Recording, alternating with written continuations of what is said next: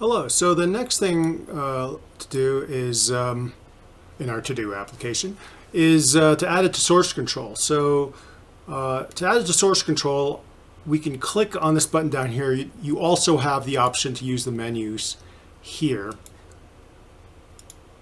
and select the source control we want.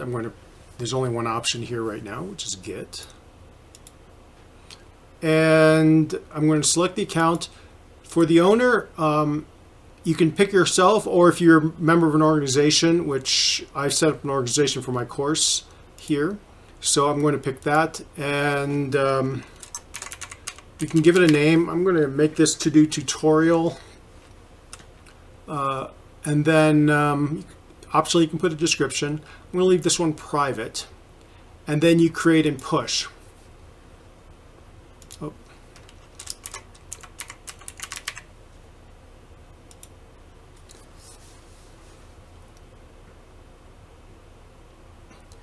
And you'll see down here that a branch has been created, main.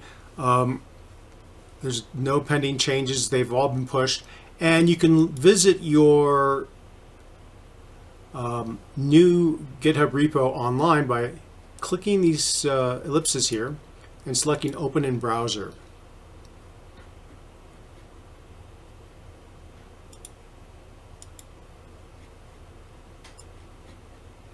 And that will open up a web page which brings you directly to where your application is. So we have this starting application.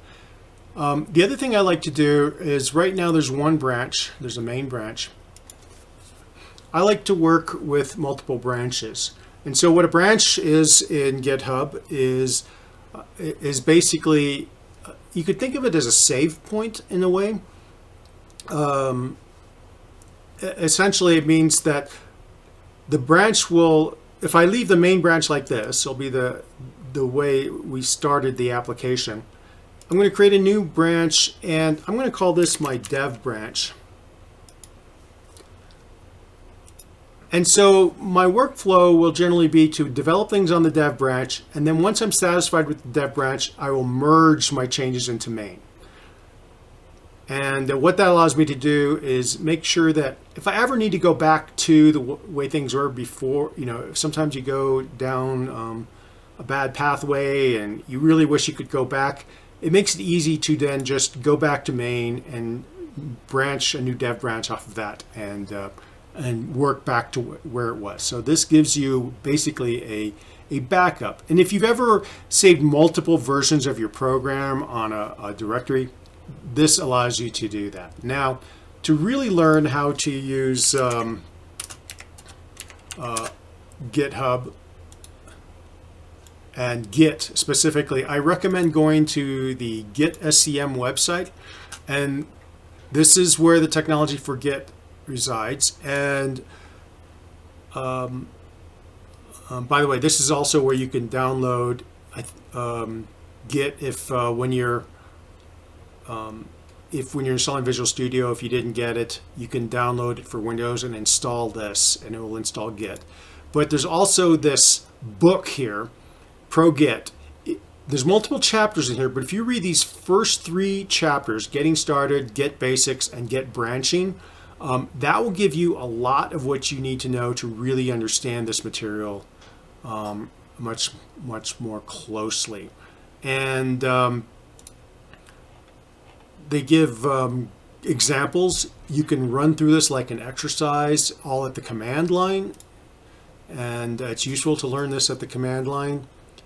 And they show you, conceptually what is happening with these branches. And so here you can see there's a testing branch, there's a master branch, and then there are these different checkouts, and that's what we will be doing. Is you can see here a new branch is created. This would be maybe our dev branch instead of testing. Once we're satisfied with it, we would check in the master branch to that new one, and we would progress forward in order to to merge things and always have a backup of the way things work. So I recommend reading those chapters to really learn this. But I'll be demonstrating using that approach as we go forward. So that's how to check things into source control. Thank you very much.